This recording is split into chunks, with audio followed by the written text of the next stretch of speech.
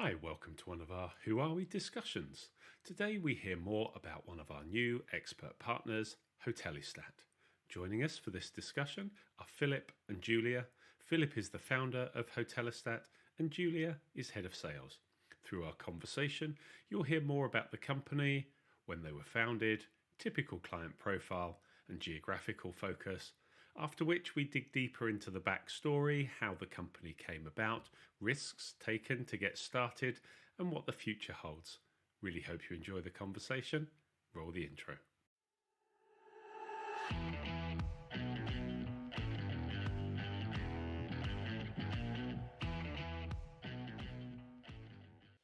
Well, hello to you both.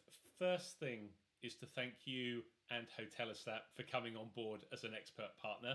Delighted to welcome you. Secondly, great to have you join us today.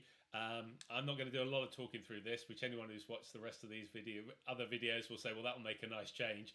But this one's all about you and who you are.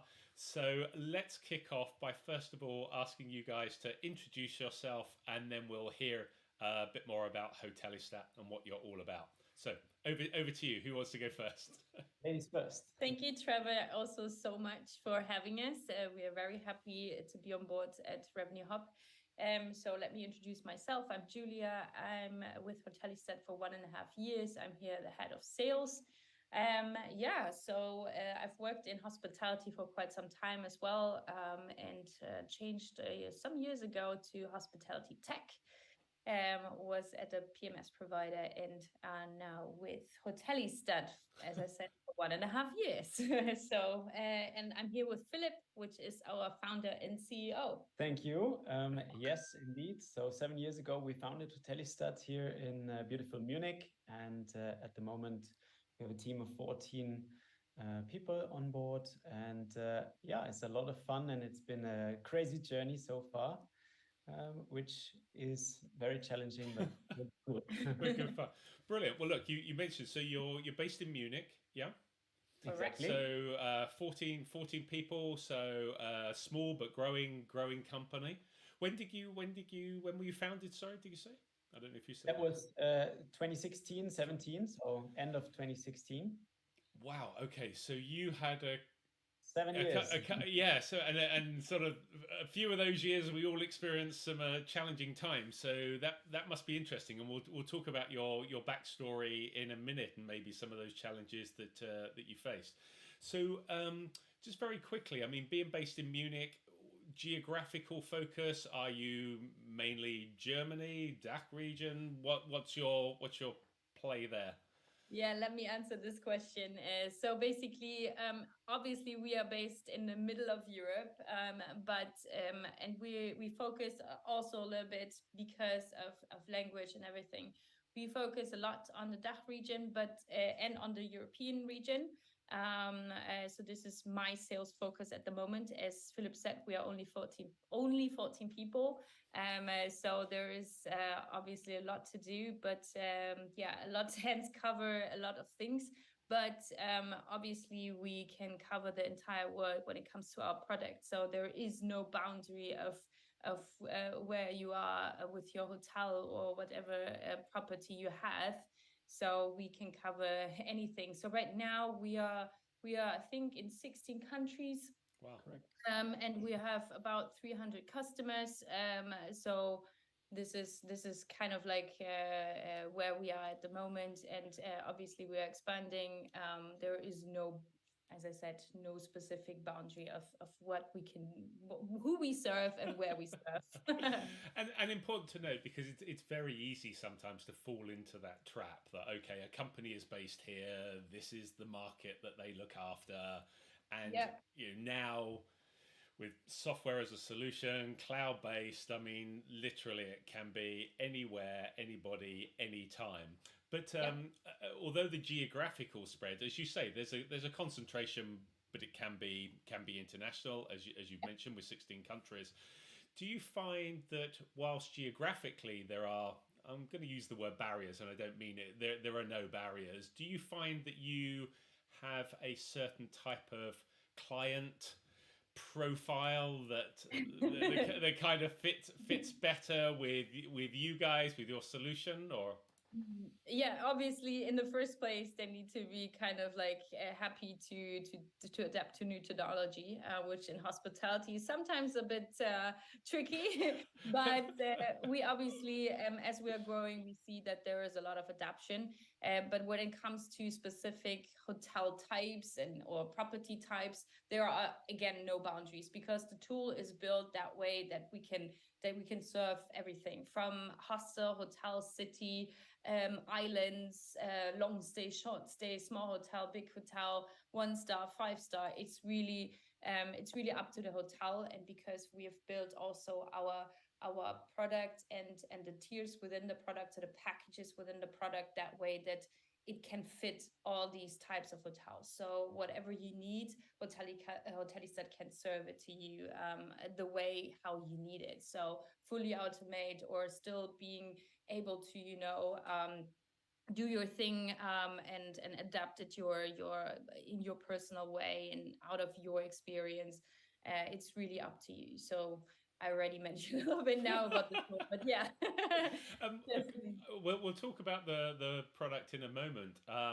As you say, a breadth of property styles, sizes, locations that you can cater for. And again, I don't ask the question to try and ask any of our partners to limit themselves. It's just more from an information point of view. But do you find that you're more orientated towards groups, large size groups, or independent properties, smaller groups? Is there a different profile around that size? Again, not saying, I mean, you'll sell it to anybody, I'm sure. Anybody in your shoes would take an inquiry, but you tend to find a product lends itself maybe to a certain client base. What's your take on that side? So from Philip can tell his part to this in a second, but as from my sales perspective, obviously it's always good to have a mixture of like a little bit of chain business, the big size hotels that bring you the money, but obviously the individual hotels are those who stay loyal to you usually, who bring you like this what we call in German Grundrauschen, which means kind of like the back sound of everything, like right.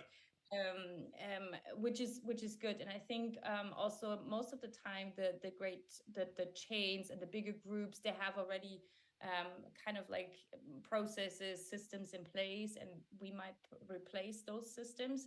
But with the individual hotels, some of them are only starting now with dynamic pricing, with doing things differently, to kind of like survive as well in the Shark Tank of hospitality. So I think when it comes to that, this is kind of like my thing. And when you look into the portfolio that we have, I would say most of our hotels are actually bigger hotels in the luxury segment in some markets. What would you say? Well, it depends on the mentality of the hotel or the chain. So some are very innovative. They like to connect or interconnect their data. Yeah. And some, they work in tiers. Like take the super big brands. They have 100 people working only in revenue management. Mm-hmm. So they are not so much our target group, because we're very innovative in connecting the data, and you don't need that many people to handle our tool. Okay. So all-in-one approach and so on. We get to this in a second. But with the mentality of the product, it's sort of limits to not the super global chains. Mm-hmm. Understood. Automatically. Yeah. Understood. Okay. And we will get to talk about the product, and we kind of hinted towards it a little bit. But before we do that, I always like to understand the backstory. Would like to know how this idea came about. Because in a way, there's been this proliferation. It's almost like the RMS is getting to where the PMS is and has been. There are so many different types out there that it's always interesting to understand not only the solution and how that differentiates, but I think also the big part is where did the idea come from? Where is this based in? Where did it derive from? So I guess this is your bit, Philip. Yes. This is more this is more all about you on this one, yeah. So that's a very funny story. In my previous life, I studied air and space engineering. So I'm a okay. super tech nerd person. Rocket man, a rocket man. But I did not finish these studies. However, this gave me the foundation of all my like technological background. I did my career in hospitality, so apprenticeship in Germany, many years, then studied in Switzerland, and went on to join Kempinski for nearly 8 years, 10 years, something like that. And during this time, we had a lot of great products, but obviously technology is not so advanced, or was not so advanced in the hospitality, and I was facing day-to-day like problems or hurdles, as I said, as correct. And these and what role were you in at the time when you were? I was a director of revenue. Okay. After just shortly before we founded Hotellistat, I was a director of revenue for the Vierjahreszeiten here in Munich. Okay. So a big flagship. Yeah, very big. Yeah. We could buy every system. Were really good support, but there was no system combining all these data streams. So I had 3 monitors, had it all connected and so on. On those screens and Excel here and there, and this doesn't make sense. So I called Tobias, actually my co-founder, and I took Sina. She was my boss back in the day. And we sat together in a beer garden in Munich, and we actually said, hey, let's do a nice product that is actually solving those problems. Now, a Munich beer garden is always a good place to come up with ideas. Yes. And that was basically the birth moment of Hotellistat. Yeah. Wow. That's to have the idea is one thing. To then pull together other people that are then passionate about the idea, okay, that's the next challenge. But to then say, right, okay, we built our careers. We've got all of this stability and security around us. So hey, why don't we just throw that all aside and go and do something completely crazy different? What is it that's different that made you take that step, or what is it about you guys that was we believe this is what we need to go and do despite having good careers and good roles? Well, there are 2 sides. First of all, you need to be an entrepreneur. And as you say, you need to leave your comfort zone. And there were many people saying, are you sure you're going to leave this fantastic position with Kempinski and so on? And then the second side is, as you said, you need to believe in the solution, in the product, in the idea. And this went without saying, without thinking. It was super logic that this will work, because it was really solving a lot of problems, or is still solving a lot of problems. And we actually managed to found the company without any investor, without any sponsors. Wow. Bootstrapped and profitable from year 1, basically. Very good. It was founded alongside of our jobs, and we quit even like 6 months later. 6 months after we founded it, we got so many clients already, we quit our job. Good way of doing it, though. At least you tested it before you gave up. Exactly. Well, that's natural, huh? But it went well, and obviously it was not big money at the beginning, but you reinvest and so on. But it gave you the confidence, didn't it? Yeah. So the proof of concept was proven really fast. Yeah.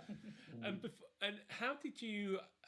You said 2016. So you had 3-4 years, as you say. First year got going, got clients, proof of concept was working. You then had a couple of years to start to build reputation, develop the product, and then we all got absolutely sideswiped in March 2020, February 2020, and everyone has suffered a lot. How do you take a business that is new at that time and so reliant on hotels and the industry that was hit so hard. How do you go through that? How do you get through that period and come out the other side? That was actually one of the best periods, I must say. Because we all had a learning. Yeah. Things can really go wrong from one day to another, and that digitalization, digital transformation, technology is a very helpful and powerful tool to automate, to compensate, to track, to save you time, and so on. So we were all very shocked. First moment, hotels locked down and so on. Germany was very hard on this. Yeah. So 2 months, it was really an uncertain situation, but then we actually got a lot of requests of hotels coming in and saying, hey, we want to take this time, we want to invest, let's move forward, let's automate and so on. And the best, let's say, coincidence, or the best for this, there was something good that came out of it. Yeah. We just launched 2019 in November. We launched our big revenue management update. So before that, it was a lot of rate shopping, reputation, and so on, BI. But in 19, we launched a big upgrade to the revenue management, reputation, recommendation, pricing, and so on. And this was a perfect match for those hotels needing a thing that automates the workload, the workforce. Absolutely. To a certain degree. Yeah. Absolutely. Which leads us in perfectly to now. Let's talk about the product. So, because you're giving us a bit of a sense of where it started and then how it evolved. So, whoever, Julia, maybe it's sales, or Philip, doesn't matter, whichever one it is. So, what is Hotellistat? What is it all about? What does it do? What is your solution? Well, I mean, what the solution? So our key word, our key USPs, as Philip said in the beginning, it's an all-in-one solution, right? So this is one of the biggest USPs, because there is no tool out there that combines all these different systems like we have, and I will come to that in a second, and obviously all the different data streams that we are connecting to each other.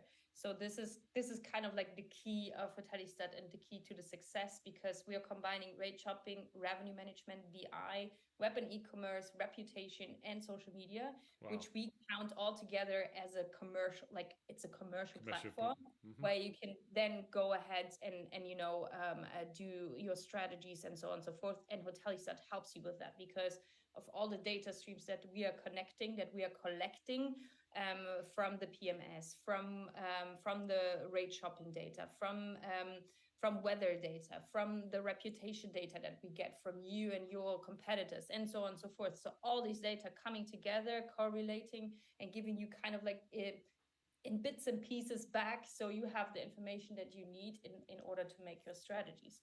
And Philip, you can add probably more to that. The biggest problem is of the industry, or was the couple of last years, is you had one solution for one problem. And we learned that now with ChatGPT and so on, they trained the internet on that artificial intelligence, and wow, it can do basically everything. The output might be a bit to be improved, to be worked on, but this is this concept, basically we had that in mind already 6 years ago. So we wanted to interconnect these data streams and to get 1 + 1 = 3, because everything influences everything. So if something happens in China nowadays, it's influencing our daily life. And this is the same thing. If something happens in your business intelligence in the last corner of the segment, if this breaks away, it will influence the forecast, everything, the market positioning, the pricing, maybe the reputation, and so on. And this is and was the goal, to interconnect these data streams, interpret it, and give it back. So refine the raw data, the raw oil, into something like into petrol, make it useful and give you fuel for your decisions. Yeah, super fuel. And so how are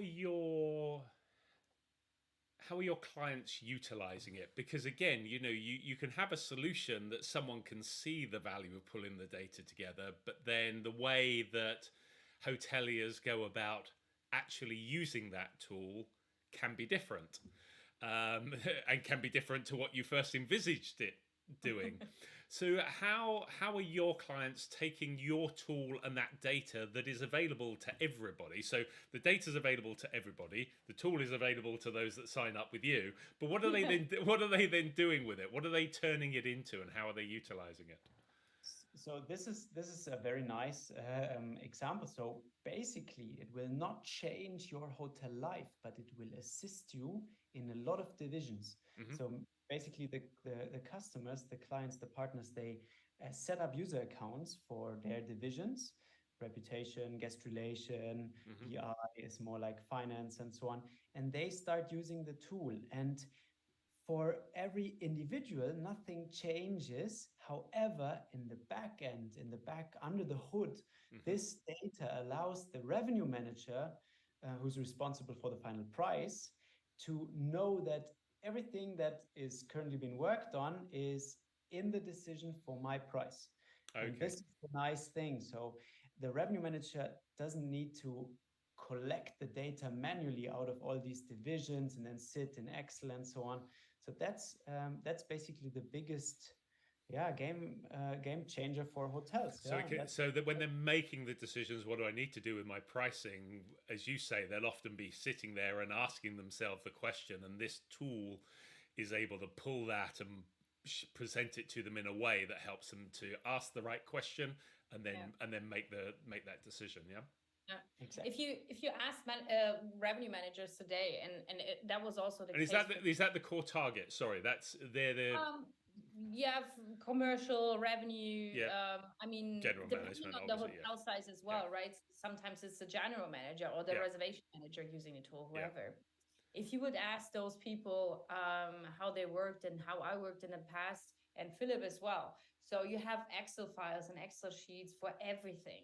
And my favorite example is basically I had a sheet, and Philip confirmed that once to me as well. I had a sheet where you would put in all the cancellation policies of your hotel versus those cancellation policies of the competitors within a file per day, per week, however. So you would have to update this list like every couple of weeks, and you know, it was endless. It was like huge, and it's just, it takes like half a day of work away. And within Hotellistat, you have really this thing where you just click on a button, and it's all there. So you see really for the entire year your cancellation policies versus those of the competitors. So you as a reservation manager always know, okay, maybe there's something going on because they have 14 days of cancellation and I have only 3. So I need to recheck that. I need to revise that. So it's not only about making more money, more revenues, but also saving time and interpreting data and getting to the point. Yeah. And I guess in the, you know, we read it all the time about the challenge that the hotel hospitality sector is having, the staffing crisis that is there as well. So you've maybe got somebody is having to do more than one role. They're maybe being pulled out of their core role to help support in other functions. So you're having to look at ways in which you can be more efficient, but it doesn't mean, oh, let's buy a piece of technology because then I can fire this person. No. It's more, how can I free this person up to maybe be more effective and give them something more enjoyable to do in their job, rather than spending half a day filling out an Excel sheet around cancellation policies. You know, and how can we maybe utilize their skills a bit more if we're having to pull them in different locations. Exactly. You take away the so to say stupid stuff, the repetitive daily Excel work, and you allow them to take the time to identify the need period and so on, to go ahead and strategize. Which has been said so many times, isn't it? We've got to be more strategic. It's like, well, what does that mean? And even if it isn't really super high level, just being able to think forward.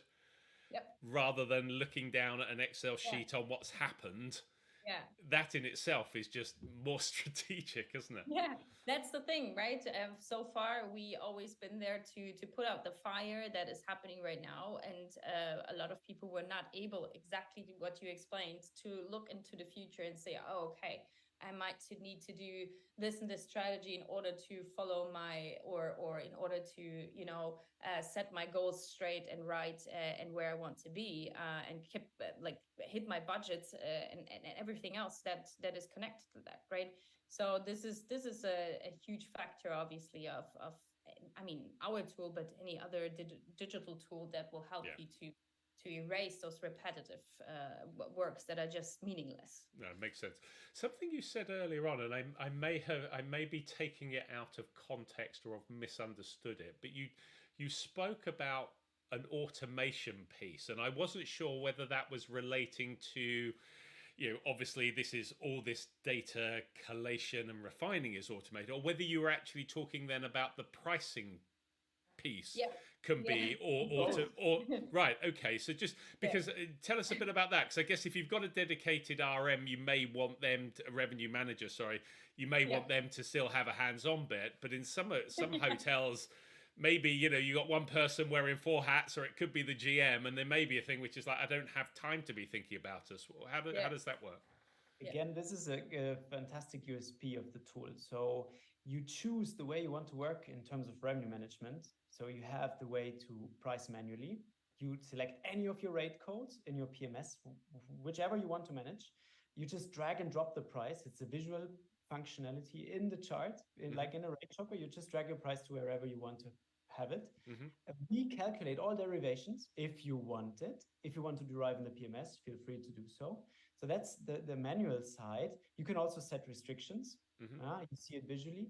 That's the manual side. Then on the very other side, you have the fully algorithmic recommendation.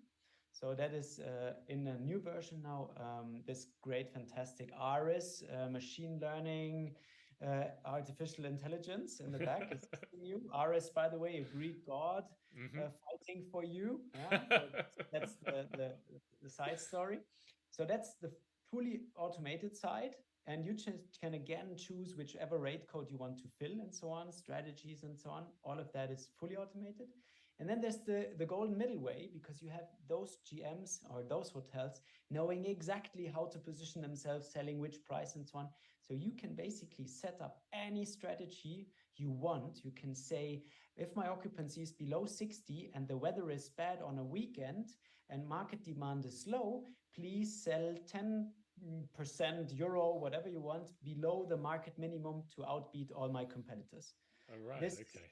Super simple setup, just click through and you've got your strategies and you can set up as many as you want to. So basically, you don't need to change anything of your current work type, so to say. You get assistance and you do it the way you want. Exactly. Then on the other hand, obviously ours is not only responsible for the revenue management part, but we have other, as I mentioned before, we have other parts in the system where ours comes into very handy. For example, in the reputation part, we use ours kind of like similar to how you put in stuff in ChatGPT. So basically, the review of your customer will be pulled into the system or of your previous guest, and Aris is analyzing it on a sentiment kind of base. So it will look through the opinions, are they positive, are they negative? It will filter them out, and with a click of a button, you get actually a reply to this review in order to then publish it on the channel that the review came from. So this makes obviously life for the front office people easier. Usually it's the front office people that are replying, or the general manager, or whoever it is. And so you click on the button. Yes. And there's no need for copy and paste. Other tools do copy and paste and you need to paste it in. We have a lot of two-way connections. So you just hit the button publish and it will be pushed out to the external system via an interface. So no copy and paste. So that's always like automated. Another time saving as well. Yep. Again. Well, I think anyone watching this or listening, if it's the podcast, I think they'll probably get a sense of how excited you guys are. I mean, you're I have to say, the enthusiasm, which I think is why we like to do these with our partners, because the technology is one part of the equation. I think as a consumer of any product or service, you buy a lot into the people as well. and into the kind of culture. And I think what's come across very clearly in this interview, and I'm very conscious of your time, so I'm going to kind of wrap this up so we don't overstay our welcome with you. But I think what comes across very clearly is just as characters. You seem like fun characters, so I think it'd be a great company to be working with. But your enthusiasm for your solution is infectious. So again, we're delighted to have you on board as a partner. I'm really looking forward, and even more so because this is the first time we've got a chance to meet you, Philip, and sit down and chat with both of you together. But really looking forward to actually coming up with some content as we go forward, and bringing you to some other interviews where we can really tap into your knowledge and expertise. But thank you so much for your time today. It's been really appreciated. Thank you, Trevor. Thank you so much. We're really happy to be here. Thank you. Take care. Well, I hope that conversation was of interest, and thanks again to Philip and Julia for joining us. If you have any thoughts or views on this conversation, please feel free to comment below. And if you like the discussion, please don't forget a thumbs up. And if you're interested in more of our videos, here is a link to our Expert Insights playlist, and here is the link to our Coffee Time Chat playlist. And here is the button if you'd like to subscribe so you don't miss out on future videos. Thanks again for watching.